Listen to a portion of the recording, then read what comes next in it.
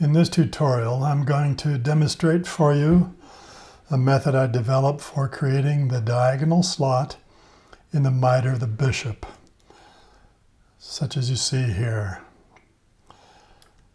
The challenge with this type of a shape is to cut a hole through a spherical object while keeping the edges nice and clean with quads so that they can be beveled, as you can see here. This kind of shape can be very difficult to achieve because the most obvious method for doing it will result in very bad geometry and would be impossible to bevel. So first, let me demonstrate to you the easy and bad way of doing this by using what is referred to as a Boolean. So let me start a new scene. And I'll just use a sphere to demonstrate the problems here. So I've got a 24 segment sphere. I need to cut a diagonal slot out of it. So I'm going to do that by putting a cutter, so-called cutter, into the scene, which is just going to be a cube that I rescale to the size of the slot. Let me get my quad view here so I can see better what I'm doing. So this is going to be the cutter, so-called. I'll rotate it into position in the side view. Position it where I want the slot to take place. I'm going to make sure that it's wide enough that it spans the entire sphere.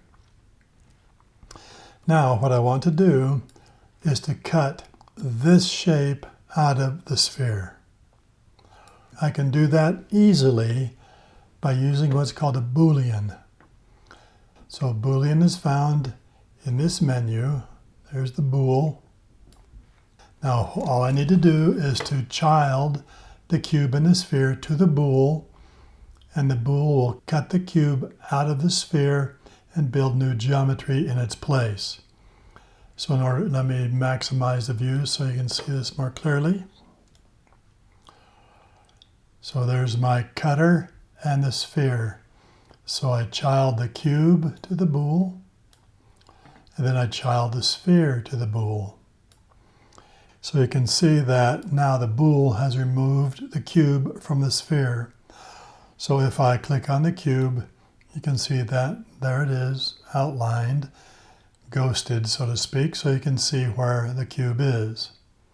All right, so it looks like the job has been accomplished. However, the problem is trying to bevel these edges.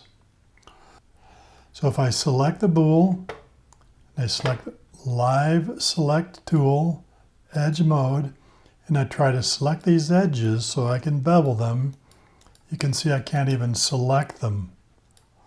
The reason for that is because Cinema doesn't really recognize this hole right here as a hole. So you can't select any of the components of that so-called hole. So instead of selecting the bool, let's select the sphere. Well, still no results. If I select the cube, again, no possibility of selecting the edges there. The other thing that you can clearly see is that this cube has cut across the polygons, so I no longer have quad geometry. Instead, I have a lot of very ugly n-gons here. Okay, well, something that I can do is take the bool and make it editable. So I'm going to select the bool and tap C on the keyboard. Okay, so now the bool has become a folder for these two objects here. And if I select the sphere, you can see that now I can select those edges. Still can't select the edges inside here though. So if I select these edges, if I paint select these edges here, just so I can demonstrate to you what the problem is. I'm not going to select all of them, just paint over those, deselect the ones that I don't want. So I have the edges of the slot selected. Now I invoke my bevel tool and run a bevel. And you can see that you end up with a mess. Okay? So the issue to keep in mind here is that if some modelers will tell you to never use a boule for anything because it oftentimes results in bad geometry like you see here. However, I wouldn't go that far because I think you can use a boule, say cutting holes into flat objects, and it works pretty well depending on the circumstances. But when you try to cut a hole into a curved surface like this sphere with a boule, then you run into real problems. So let's return to our bishop and see a good way of being able to do this that maintains quads throughout and therefore allows you to be able to generate nice bevels, as you can see here. So I'm going to dismiss this and start over from scratch. Okay, so what I'm going to do is use my template of the bishop. I'm going to create a spline, use the spline tool to outline the profile from the foot all the way up to the base of the mitre, and then lathe that into the curved surface like I did with the pawn. So I've already created the spline. Not going to take the time to do that here. So there's our spline. I'm going to maximize this so we can see the results. I'm going to take that and lathe it. So I'm going to child it to a lathe object. So there's the lathe. Okay, so there's the body of my bishop. And that works well. Don't worry about the stuff on top here because when you do an interactive render, you can see that that is not going to be visible. Plus, there's going to be a mitre sitting up there anyway. So the thing that we're concerned with here is the lathe itself, making sure that we have good geometry. So let's activate constant shading with lines so you can see the geometry. You can see that there's a good deal of it that Cinema generates by default in order to try to maintain the profile of that lathed object. Well, first of all, there's more geometry here than we need for our piece. So the first thing that I'm going to do is reduce the number of subdivisions that Cinema has created for the lathe. So if I activate the lathe, you can see that its default subdivisions is 32. Now I don't really need 32, just like with the pawn. I'm going to reduce that down to a much smaller number, like 12. Now again, of course, that doesn't look like that give me a very nice piece, because if we do an interactive render on it, of course, you can see how very polygonal it is. But if we add a subdivision surface to it, which we will be doing, you can see how the subdivision surface smooths it off nicely. But we still end up with a lot of geometry that we don't really need. So if I dismiss the interactive render for a moment, you can see so much geometry here that it actually turns kind of black in the wireframe mode. So I'm going to dismiss the subdivision surface for a moment. And let's just experiment a little bit here with our piece. So we've got the proper number of subdivision rotation segments that we want. Let's take a look at the spline itself. So if we go to the spline, our type is Bezier, just like with the pawn that I have already demonstrated. And the intermediate points is what gives you these horizontal loops. So that's what we want to take a look at here.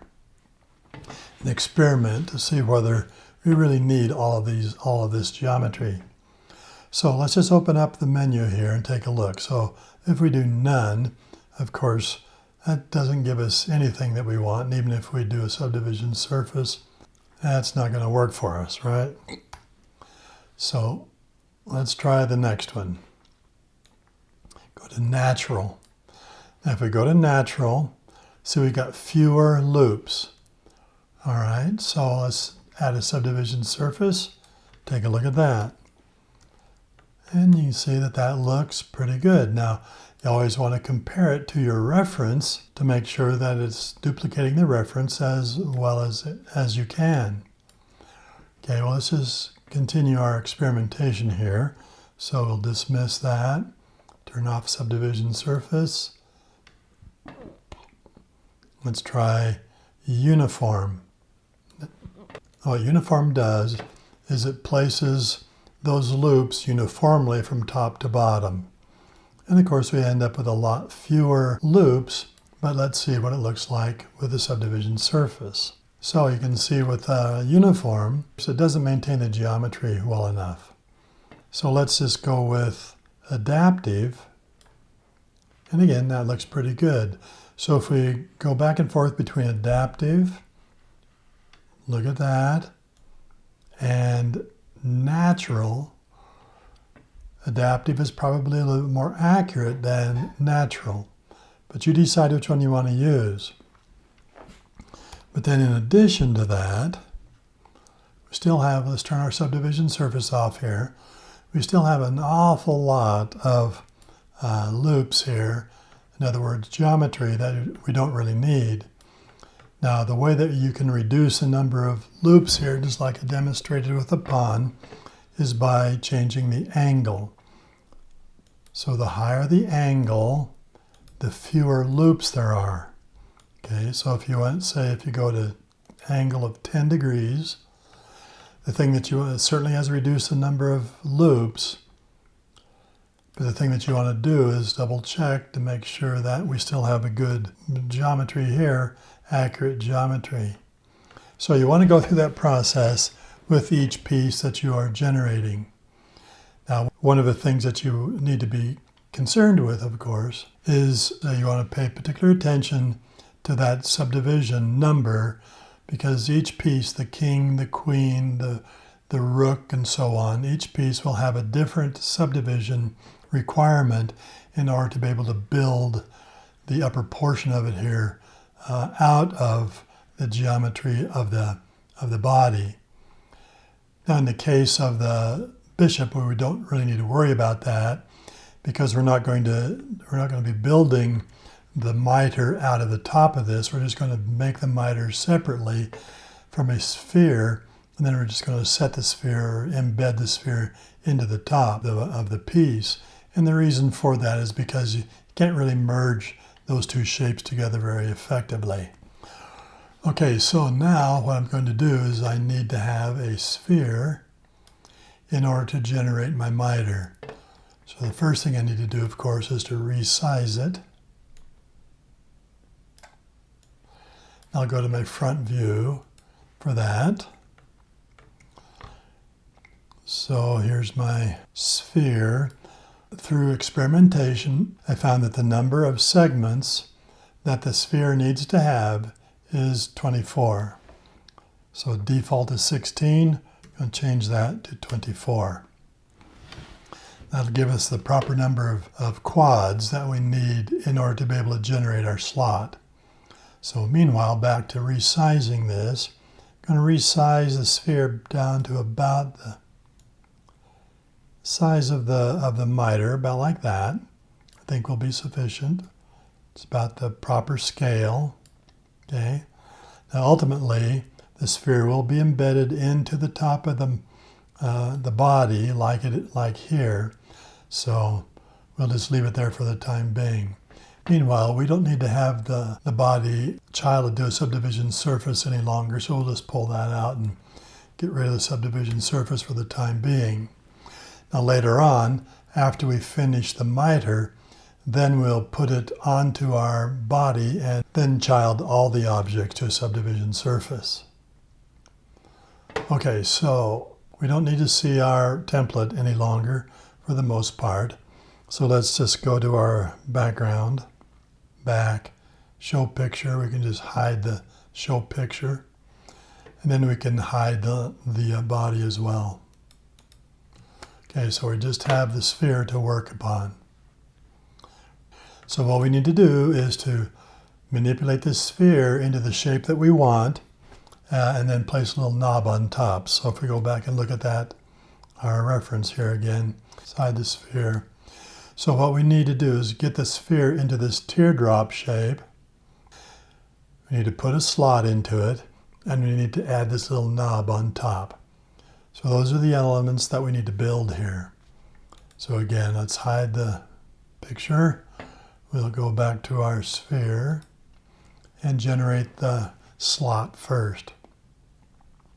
Okay, so going to the front view, I'm going to take my knife tool in loop mode, make sure that the sphere has been made editable. 24 rotation segments. Knife tool in loop mode, KL, activate one of the component modes. I'm going to place a loop in the middle of these quads right here, right above the center line. I'm going to place a loop right there and one right below it. Now the reason I'm doing that is because these quads through here are going to become the slot.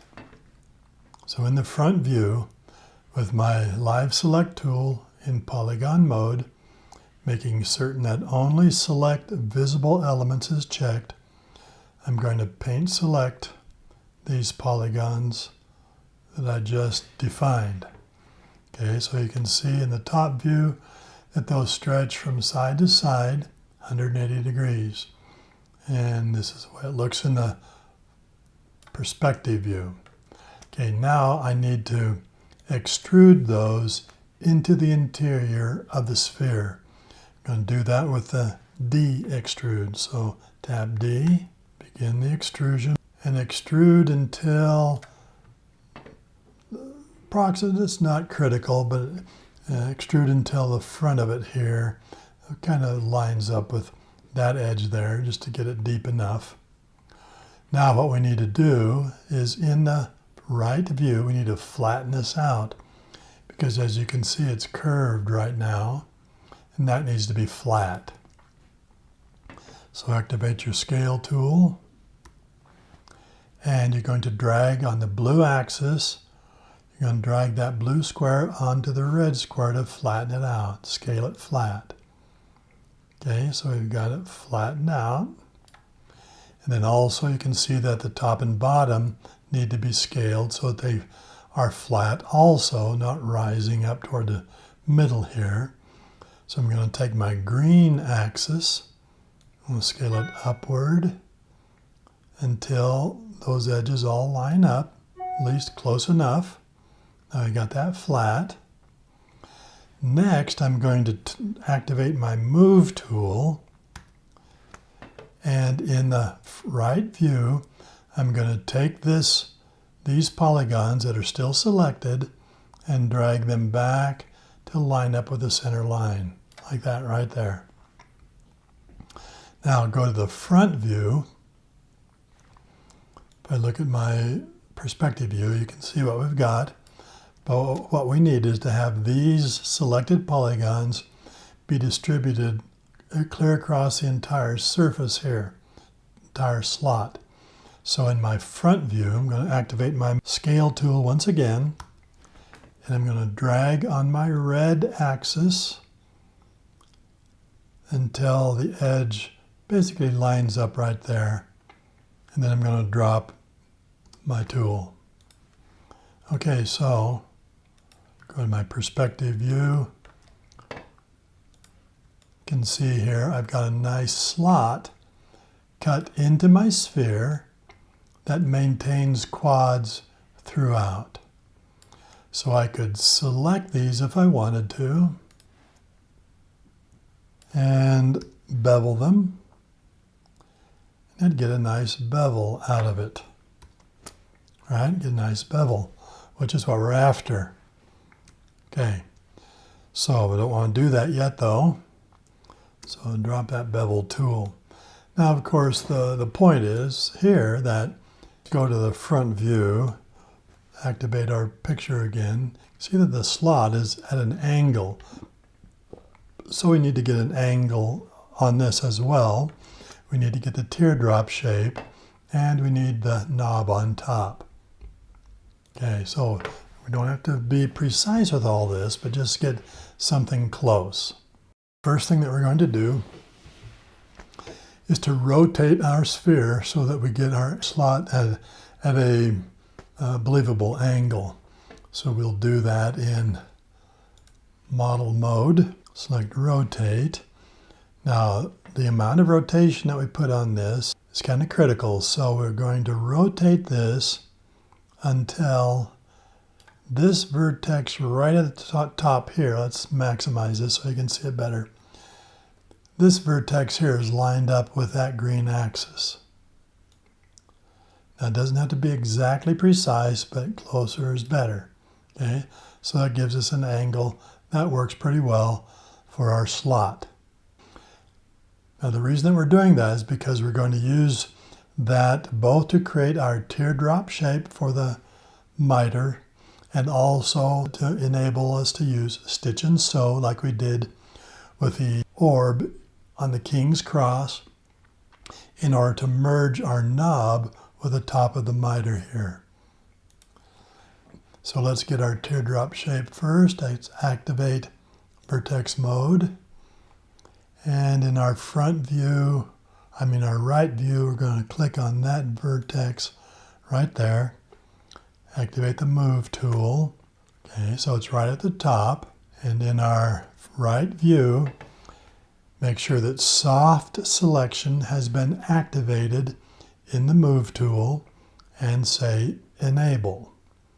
Now when you do that, you'll see that in your perspective view, you'll see this gold color appear. That's the area of influence in what is called soft selection. Soft selection means that when you select something where the color is the most intense, is where the strongest effect is of the move tool. And then as the color grows fainter and fainter, that effect falls away. So when I pull upward on that vertex, it drags all these other vertices along with it, but won't touch these at the bottom. So if I drag that up like that, you can see what I mean. Okay, so get whatever you want there for your teardrop shape. Now let's leave it up to you to decide. And then disable soft selection over here in the properties. Just disable it and the teardrop shape will remain, and deselect that vertex. Okay, so now we've got the slot and we've got our teardrop shape. Okay, now we need to be able to place the knob on top here. And in order to do that, I'm going to maximize this. In order to do that, just like with the orb with the King's Cross, we need to create a hole up here at the top where the sphere that we're going to use for the knob can be sewn into it, bridged into it. So I'm going to select, select polygon mode, and I'm just going to paint select those 4 polygons and delete them. So there's our hole. Now the thing that's important here is to know how many edges that created. So if we activate our edge, we got 1, 2, 3, 4, 5, 6, 7, 8. 8 edges. That tells us that our sphere that we're going to use for our knob has to have 8 segments. Now before I bring the sphere in, another little adjustment I want to make is as I look at this, I can see that these points right here stick up quite a ways. So I'm just going to activate my vertex mode, select, let's hide my manipulator because it gets in the way as usual. So Option D will hide it. Select that vertex. Option D toggles it back on. Hit W for world coordinate. I'm just going to push those down a little bit just so it gets a little flatter there. More in keeping with these points over here. Drop the tool. Okay, so now what I need is my sphere for my knob. So drop another sphere into the scene. Now you know how many segments it needs to have because we had 8 edges of that hole, so this sphere needs to have 8 segments also. So let's make it 8. Okay, then we're going to scale it down to something appropriate for the knob. And if you want to go back to your reference, it's easy enough to activate that again.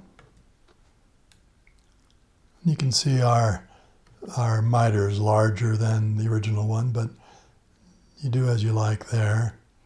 But get that knob to be about an appropriate size. Okay, then we can hide the picture again at that point. Go back to our perspective view. Okay, now what I need to do is to merge this knob into this mesh. So we need to make the knob editable. All right. Then we need to paint select these polygons on the bottom because we need a hole there, just like with the King's Cross. Delete that, so now we got a hole. That's 8-sided also.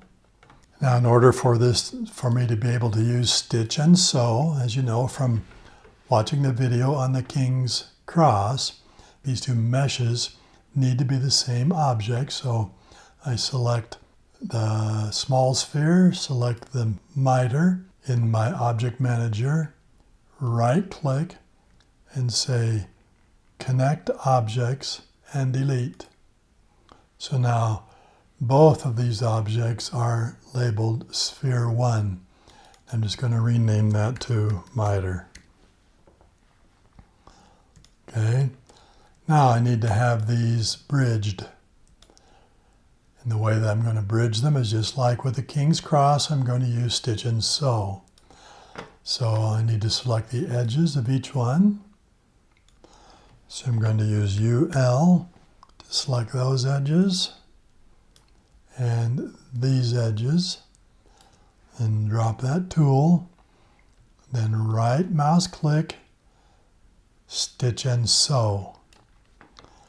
All right, now I'm going to hold down Shift and drag from this vertex to that vertex. So holding down Shift, drag, watching where that preview line goes, and let go. And drop the tool. Okay, so now they are sewn together. Now I need to reposition our sphere here, our knob.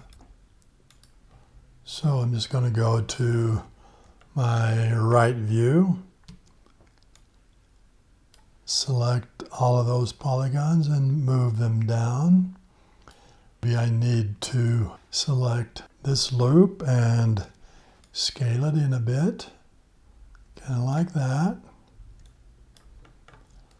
And before I go any farther, I'm going to child this to a subdivision surface so I can see what it looks like. And you can see that the neck here needs to be reconfigured, needs to be scaled inward, and then the knob itself reconfigured to a certain degree. So again, just going to select that loop and scale it in. Maybe move it down so you get a nice confirmation here. Subdivision surface again to see what it looks like. Okay, coming along nicely. But I need to select these because if I go back and look at my reference here, you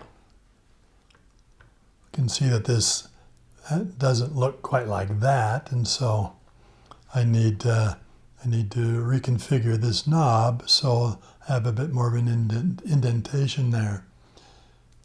So what I'm going to do is to select all those polygons and move them down. Activate subdivision surface again. Make sure you can see what's happening here. And it looks like, if I come back and check my reference, looks like I need to sharpen this edge right here. So I will do that with a loop, KL with a control edge. Scale that inward like that. See what that looks like. Okay, it's looking better. Maybe scale a little bit more and move it up a bit. Get kind of a mushroom shape there. And then select all of these upper polygons.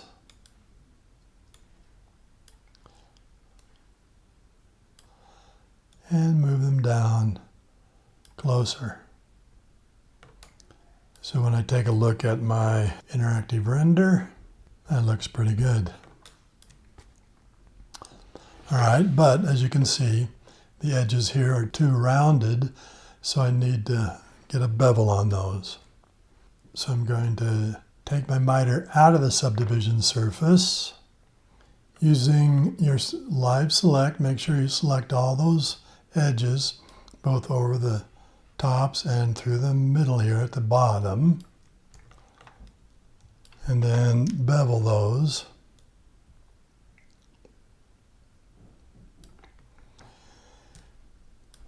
Maybe with 2 subdivisions. Let's double check and see what that looks like. And it looks pretty good. Of course, we need to add it to a subdivision surface. And there we get nice smooth edges all around. Okay, take it back out. Bring our body back. And then combine all of these. Select the lathe, spline, and miter. And do a connect objects and delete. Remove all of those extra selection tags. Drop that tool. And then add this to a subdivision surface. Do our render. And make whatever adjustments need to be made. But there basically is our bishop. With nice clean geometry, nicely beveled edges, and smooth surfaces. So it's a little complicated, but the results are well worth it. So I want to see you be able to do this on your chess set, where you generate a bishop's miter in that manner, and then do a close-up render of it to demonstrate to me how well you have done it. Good luck.